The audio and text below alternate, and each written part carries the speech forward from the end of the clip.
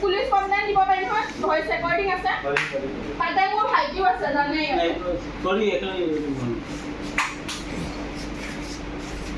কি খৰচা পইচা মোক একে লাগিব